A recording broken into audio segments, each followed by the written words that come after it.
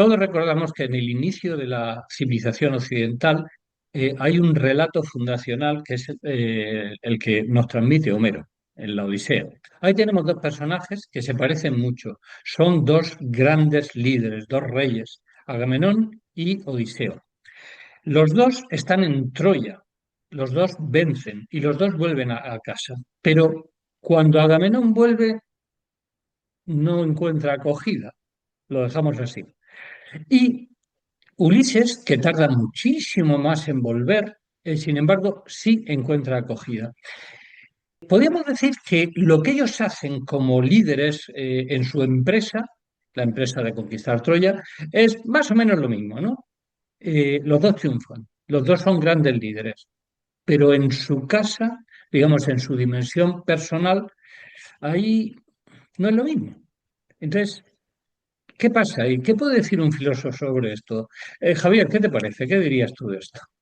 Bueno, lo primero tengo que decir que me parece una estupenda elección. O sea, elegir a Ulises y a Agamenón para tratar el tema del liderazgo me parece muy fecundo por varias razones. Primero, porque es conveniente que el liderazgo se concrete en personas y en figuras concretas para poder reflexionar sobre él. Y segundo, porque estamos hablando pues de dos personajes de obras cimeras de la literatura, de la leyenda, de la historia. Y a mí me parece para empezar que los dos son reyes, pero no son tan líderes los dos. Yo diría que Ulises lo es en sentido auténtico, mientras que Agamenón, digamos, es más bien un jefe, ¿no? Por llamarlo de alguna manera, ¿no? Es un tipo que tiene, digamos, la potestad, ¿no? No exactamente la autoridad moral. Y me parece que la diferencia fundamental entre ambos es el carácter moral, el carácter ético, el etos, que diría Aristóteles.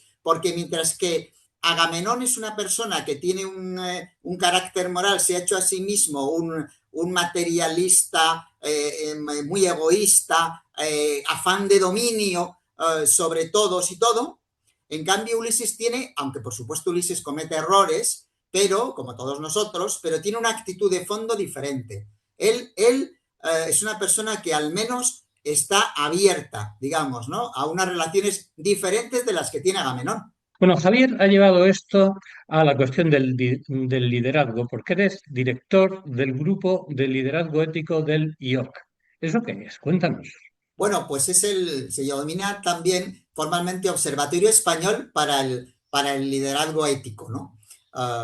Y es un organismo en el cual reunimos una serie de catedráticos y profesores de muy diferentes universidades españolas y también expertos, directivos, emprendedores de compañías punteras importantes para la reflexión sobre el liderazgo, para ver para analizar cómo son nuestros líderes, cómo se puede potenciar un liderazgo auténtico y para meditar un poco, para ver si podemos mejorar también el tema del liderazgo en España.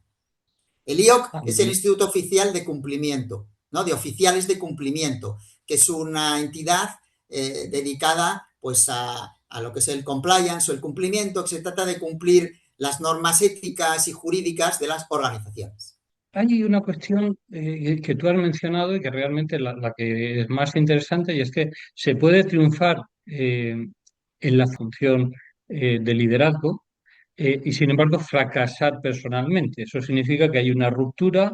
¿Esto es una mera ficción de Homero o es una cuestión real o cómo lo ves tú? ¿Esto pasa? Sí, sí, totalmente. Esto pasa todos los días y a todos los que ejercen una tarea, una labor de liderazgo. La persona no son compartimentos estancos. Una cosa es tu labor en el trabajo, en la profesión, y otra cosa es en la familia, y otra cosa es con tus amigos, etcétera. Pero al fin y al cabo, en el fondo, son vasos comunicantes. Y por lo tanto, si tú fracasas en el terreno familiar, esto va a traspasarse también al nivel, digamos, profesional. Y es lo que ocurre justamente en el caso de Agamenón, porque al final Agamenón acaba muerto, es asesinado por sus propios familiares, ¿no? Se habla a veces de la soledad del líder en muchos sentidos, ¿no? Es decir, que el líder ocupa una función en el sistema, el director general o el presidente o el jefe, lo que sea, Y esa función atrae a las personas y se acercan a esa persona porque es jefe, no porque es Pepe o porque es Antonia. Entonces, claro, ¿cómo sabe el jefe si tiene mucha corte que se acercan al rey, al líder o se acercan a él? ¿Qué ocurre, digamos, cuando se ve dramáticamente, cuando uno lo cambian de puesto y ya no eres el director general aquí, te vas a otro sitio? O más dramáticamente entre nosotros, cuando uno se jubila y pierde todas las funciones, aunque haya sido un gran líder, pero ya no lo es, ya no tiene mando en plaza, digamos. Pues yo creo que ese es uno de los puntos neurálgicos y es el tema de que si tú cultivas en tus relaciones con los demás, como puede hacer un líder que esté equivocado, es decir, un jefe, no un líder auténtico, que es el caso de Agamenón, ¿no? Si tú cultivas el utilitarismo, solamente el valor de uso de las personas, el materialismo, al final lo que ocurre es que como tú has anticipado, te encuentras solo. Y claro, cuando pierdes, digamos, la potestad, digamos, el poder, más fáctico, más exterior, entonces inmediatamente te descubres desnudo y solo. Y esa es una de las soledades, ¿no? Que tiene que ver, es un tema súper interesante, la soledad del líder. Pero claro, el líder auténtico, no Agamenón, sino Ulises, ¿no? Tiene otro tipo de soledad. Y es la soledad de la persona, un poco lo que diría Levinas, ¿no? Que siempre está, de alguna forma, es insustituible en su papel, en su relación, en sus encuentros con los demás. Entonces nadie puede responder por él. Ulises está solo, pero de una forma mucho más fecunda, pero no está solo como está Agamenón, que Agamenón está completamente solo en el sentido de que los ha reducido a cosas, a objetos, y por lo tanto nunca se ha encontrado realmente con ninguno. Esto se refleja claramente en el carácter de Agamenón. Agamenón, cuando empieza la primera de las obras, la Ilíada, entonces es una persona que solo piensa en dominar a los demás, ¿no? Digamos, y en hacer su gusto por la fuerza. Evidentemente es rey, pero no sabe liderar. Ulises, como he dicho antes, comete errores también en este terreno, pero siempre tiene una actitud de fondo diferente. Él tiene una actitud abierta, digamos, a la mirada hacia el rostro de la persona y al encuentro y al cultivo de las relaciones. Parece muy interesante lo que dices del inicio de la Ilíada, cuando Agamenón se enfrenta a Aquiles y le roba la esclava y el botín, etcétera. Yo tengo el poder y lo ejerzo. Mientras lo tenga, claro. Tío, los jefes que tú llamas, que son así y que establecen una relación de dominio sobre sus subordinados, el día que ya no tienen esa posición no son nadie, porque solo era relación de poder. Frente a eso, diríamos que Ulises enfoca las cosas de otra manera. Consigue que la gente quiera hacer lo que a él le parece razonable. Digamos que sabe camelárselos, es astuto y entonces lidera, digamos, mostrando una dirección que vale la pena perseguir y por eso él va allí. Los errores que comete, como por ejemplo la soberbia ante Polifemo, etcétera, ¿no? Esto, teóricamente, podríamos decir que es la diferencia entre autoridad, autoritas y potestas, ¿no? Es decir, el poder de Agamenón y la autoridad de jefe de Ulises. No sé si esta distinción en el mundo de la empresa está claro, se puede hacer algo para iluminar en ese sentido a los que ejercen el gobierno. Y, ¿sí? ¿Qué te parece esto? Sí, sí, me parece algo esencial. Yo creo que, claro, en el auténtico liderazgo lo conveniente es que se reúnan la autoritas, que en el fondo significa ayudar a crecer a los demás, a los del equipo, ¿no? Que es el verdadero liderazgo, y la potestas, que es un poco el poder. Ulises sería el ejemplo un poco de un líder capaz de guiar, capaz de dar orientaciones fecundas para su propio equipo. Por ejemplo, recordando el pasaje de las sirenas, es muy interesante cómo Ulises recomienda a sus propios compañeros de travesía que se pongan cera en los oídos para no ser seducidos por los cantos de las sirenas. Mientras que él ordena por prudencia ser atado, quiere oírlos, esos cantos, pero no dejarse arrastrar por ellos. Aquí tenemos un ejemplo de cómo Ulises ayuda a su propio equipo, a las propias Ujú. personas, porque en el fondo él los estima y los aprecia. Para Agamenón el mundo es un botín. Esto, claro, en el mundo de la empresa también ocurre, porque hay muchos Agamenones de alguna forma, ¿no? Y lo que tenemos que hacer es cultivar un poco más los Ulises, o sea, despertar, de hecho, no solamente en los demás, sino en nosotros mismos, digamos, inhibir ese Agamenón y potenciar el Ulises que todo profesional, que toda persona en el fondo, no solo profesional, también en el ámbito familiar y de amistad, todos podemos ser líderes en el sentido de personas que dan pautas o guías fecundas, como hace Ulises con los suyos. Y esto, digamos que en el caso de Ulises y Agamenón y tanta gente, ahí confluye por una parte el carácter distinto o el temperamento, el entorno en el que ha crecido Ulises y Agamenón, es decir, los padres y toda la tradición y el modo en que han elaborado eso, es decir, el sistema, etcétera. Entonces, en el mundo moderno, en el mundo empresarial, en el mundo del liderazgo, pues también hay gente que tiene caracteres distintos. Mi pregunta es, ¿dejamos que fluya y a ver si hay suerte y tenemos muchos Ulises? ¿O hay alguna manera de educar esto, de orientarlo? La formación que se da a empresarios y tal, va por ahí. No tengo ni idea, dime. Creo que es esencial desarrollarlo porque de alguna manera nadie nace con este aprendizaje experimental, vivencial del liderazgo, sino que es algo que tenemos que ir incorporando. Pero fíjate, yo creo que andamos cortos, que no potenciamos suficientemente el liderazgo en su sentido más radical, o sea, en su raíz, en su fundamento. Yo creo que hay que poner el foco también en lo ético, ¿no? Y una de las reflexiones, ¿no?, que estamos haciendo es que hay que formar de manera continuada y que esta formación en liderazgo exige claramente una dimensión humanista. Tenemos que ayudar a todos aquellos que ejercen, digamos, una labor, una tarea relacionada con el liderazgo. Tenemos que formarles muy bien en el sentido humanístico, en el sentido ético. Y para poder aprender es muy importante también que alguien a su vez ejerza un liderazgo sobre tu propio aprendizaje que te pueda ayudar. Por ejemplo, el sistema de mentorías o de tutorías. Hoy en día en las organizaciones yo pienso que tenemos que potenciarlo mucho más. Entonces, en la propia familia, digamos, tenemos los rudimentos, las bases a las que podemos recurrir, pero esto no se puede acabar cuando se acaba la infancia y se pasa a la madurez, sino que es un aprendizaje permanente. Hay que acompañar ese aprendizaje y cuidar mucho el tema de lo relacional. Yo creo que la clave del liderazgo es el saber establecer encuentros fecundos que nos ayudan a crecer al liderado, al líder, al equipo entero. O sea, ese crecimiento a través del encuentro y la relación.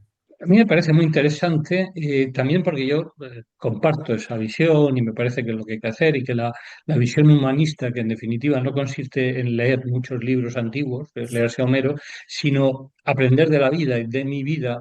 Por ejemplo, con este contraste que hemos establecido entre Agamenón y Ulises, no es un debate filológico. Yo como lidero en la parcela, en mi asociación de vecinos, donde cuando voy a la reunión, me parece muy interesante porque nos permite entender nuestra propia vida y entender que yo soy una persona que me relaciono con personas, sea jefe o no lo sea. Entonces, esa visión cambia el modo de liderar, el modo de estar en el mundo, el modo de trabajar, el modo de vivir en mi vida. No me relaciono lo mismo con una máquina expendedora de café que con una persona. Y aquí viene mi pregunta. Yo no sé si el empresario, el líder que está trabajando 25 horas al día, que no llega porque los resultados, los precios, los pagos, no sé, no sé cuántos, le dicen, no, espera, que te voy a contar una historia de Agamenón y de Ulises, que es chulísima la historia. A lo mejor se pone nervioso y dice, a ver, este tío, mira, a colocarme su rollo de Homero, que me importa un pimiento, porque yo lo que tengo tengo que pagar las nóminas. Entonces, ¿eso cómo se articula? ¿Cómo lo reciben? ¿Cómo se puede? Porque me parece interesante, pero no está solo que me parezca a mí interesante y bonito. Tiene que recibirlo la persona que yo pienso y que quiera recibirlo. Agamenón impondría un sistema y obligaría a hacer un máster y obligaría a hacer una serie de cosas. Ulises no lo haría así. A ver, ¿qué te parece?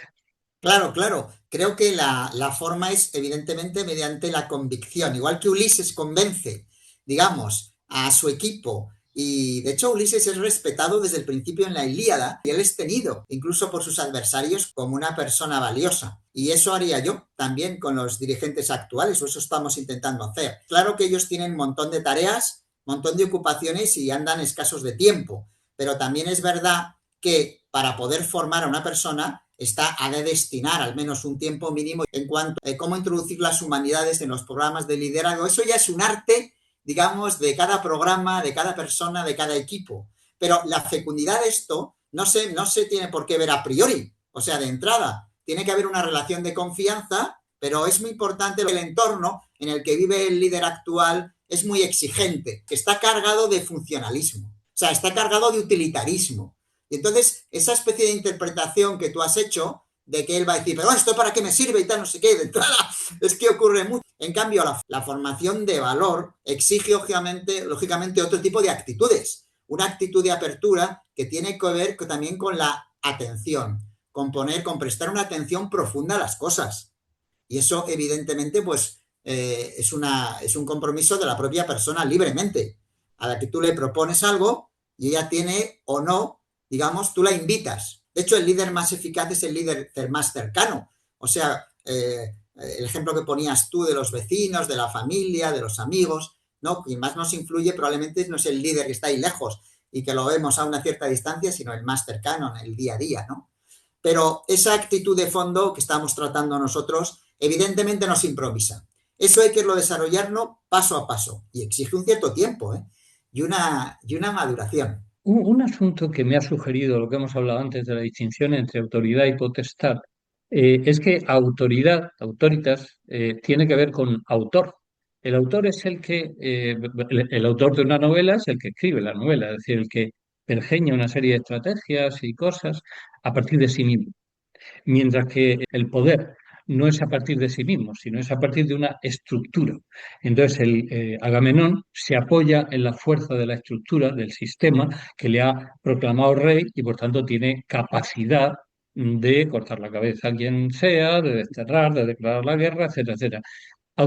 Potestad que también tiene Ulises, porque es rey. Es decir, él también está en el sistema, pero el modo de estar en el sistema es distinto, porque él genera las orientaciones para su gente, también con poder, porque lo tiene, pero desde la autoridad. Es decir, él piensa lo del caballo, piensa esto y piensa lo otro desde sí mismo y ve que... Entonces es un modo distinto. Eh, Quizá en el ámbito empresarial la potestad sea más importante, es decir, que al final, después de escuchar lo que haya que escuchar, una vez que se toma la decisión, hay que decir, esto hay que hacerlo, y a lo mejor no sé si hay que explicarlo, ¿no? Depende de la empresa en la que estemos.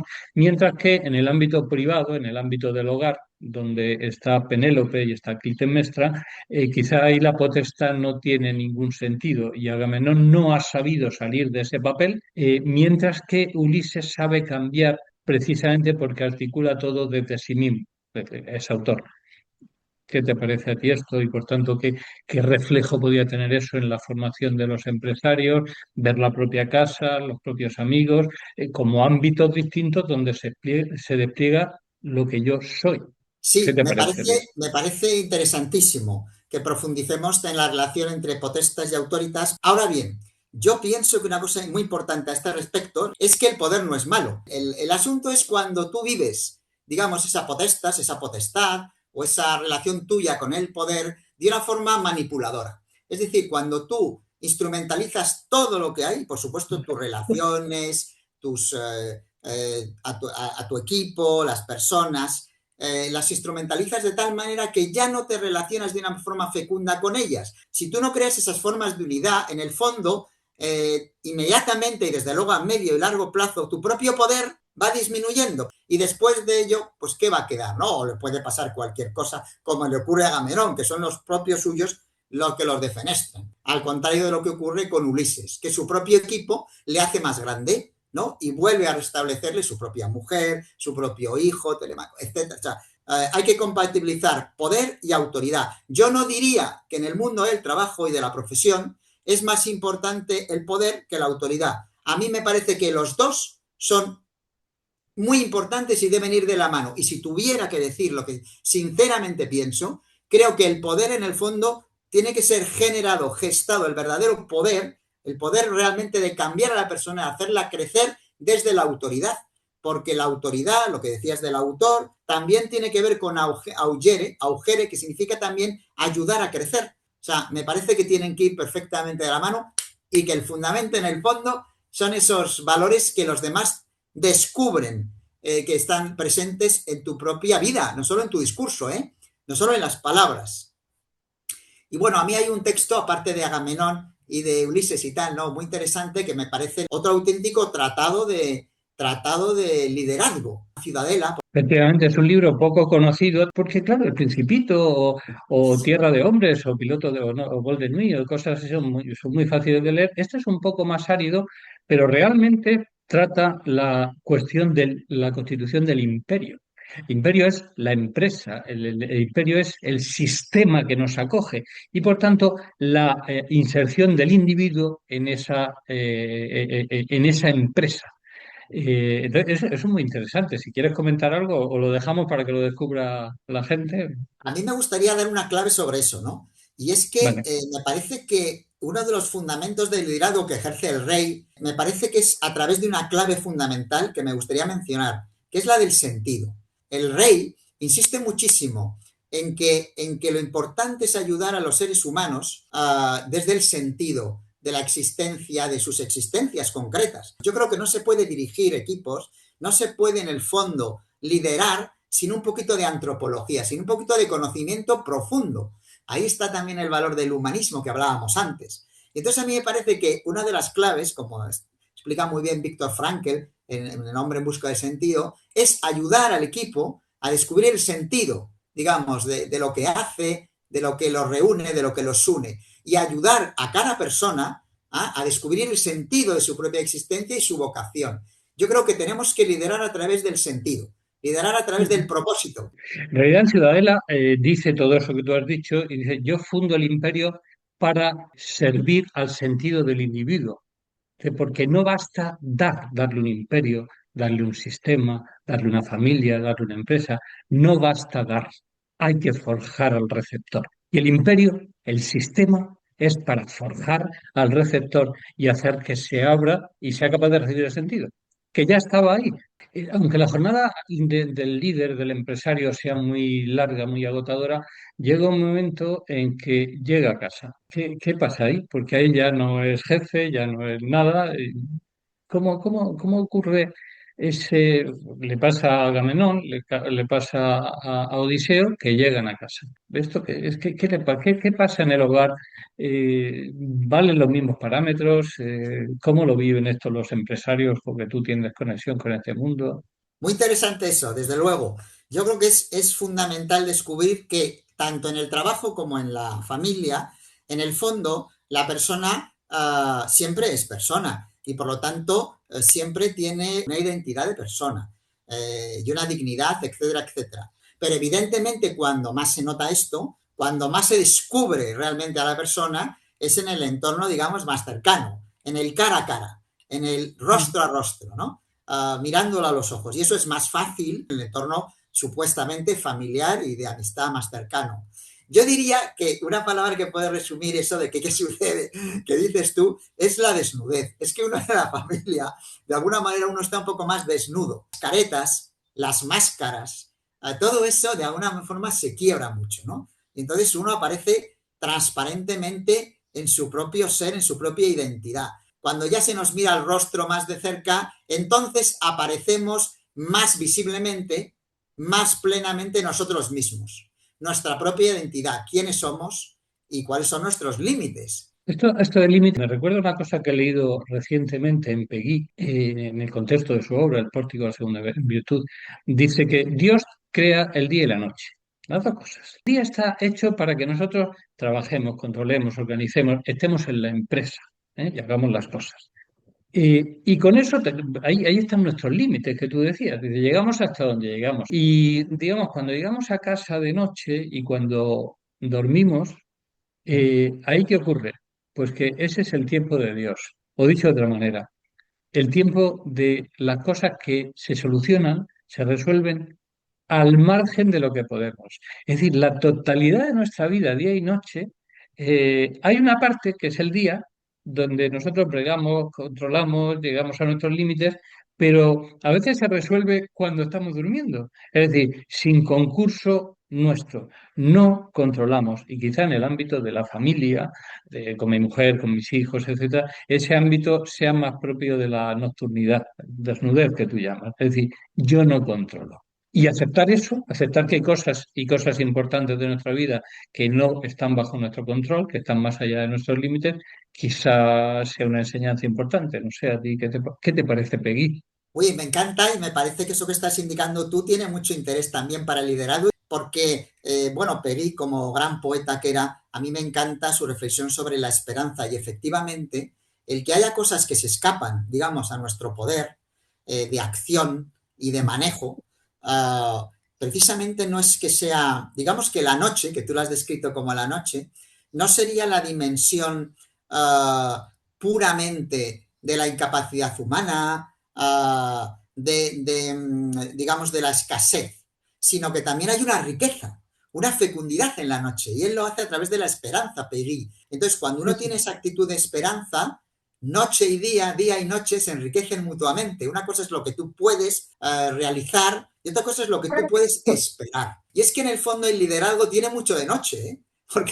Porque las personas no son máquinas, no son instrumentos o herramientas. Entonces siempre tienen ese lado, digamos, de lo misterioso, porque son libres. Entonces, ¿por qué siguen de alguna forma a Ulises? ¿Por qué en el fondo Penélope, teniendo, digamos, las ofertas o los ofrecimientos de los pretendientes, por qué su hijo que podía, por qué hay una fidelidad en algunos de sus servidores? Entonces hay que tener una actitud un poco pues de humildad, como quizás sería la actitud que dices tú sobre la noche. Y me recuerda también al rey o el cadí que hablábamos, ¿no? De Ciudadela, porque él dice que cuando ayudas a las personas a encontrar algo fecundo, como una fuente en el desierto, en el Principito, un manantial, etcétera, ¿no? O una amistad fecunda, entonces puedes pedirle casi lo que quieras, porque la capacidad de entrega y de sacrificio de las personas es enorme. Pero claro, tienes que estar un poco abierto al misterio de la libertad, a la noche, porque las personas, digamos, tienen que ser ellas libres de decidir y de tomar sus propias decisiones. Es algo que Agamenón, por ejemplo, nunca entiende. O sea, él siempre fuerza la libertad. Nunca está abierto, en el fondo, al encuentro verdadero. Todo se vuelve un desierto cuando no hay una actitud de fondo de encontrarse con el otro y de encontrarse a sí mismo. Y el encuentro con el otro, como dices tú, siempre tiene algo de noche, porque en el fondo está ahí palpitando el misterio de lo que nos supera. Es como dices, de hecho, la idea esta de día y noche de Peggy está en el pórtico de la segunda virtud, el tema de la esperanza. Por sintetizar, ¿qué debería cuidar una persona para no perder aquello que de verdad importa, tanto en el ámbito profesional, del liderazgo, como en el ámbito personal, en su familia, etcétera? ¿Qué te parece a ti? Pues yo creo que es fundamental, además hay que cultivarlo porque no se improvisa, ¿eh? Una capacidad de atención, esa capacidad de atender a la persona concreta. O sea, nosotros no lideramos, ni nos relacionamos, ni nos movemos, digamos, en un plano simplemente, ¿vale? De las cosas, de los objetos. También nos movemos en el sentido del corazón y de la plenitud de la persona. Entonces, ese poder mirar a los ojos, ese poder descubrir el rostro concreto, que también diría Levinas de la persona, eso es fundamental y es lo que no podemos perder. Ahora bien, en esta sociedad tan apremiante, donde hay tantas prisas, tantas urgencias, tan poco tiempo disponible para el cultivo de la persona, pues yo lo que llamaría sobre todo al líder y a toda persona, porque toda persona, como hemos visto en esta conversación, pues puede ser líder y debe ser líder en el sentido de persona que ayuda a crecer a los demás y que cultiva la relación fecunda con el otro. Entonces, esa mirada atenta a la persona concreta, eso a mí me parece que es absolutamente esencial. Y por otro lado, es que toda persona la merece, porque toda persona es un ser único y irrepetible. Javier, muchísimas gracias. Estaremos pendientes de los ritmos de la respiración, de cuándo toca hablar y cuándo escuchar, cuándo toca tomar decisiones, cuándo toca consultar, para ir mejorando nuestro día y nuestra noche. Muchas gracias, Javier. Gracias, muchas gracias, Manuel.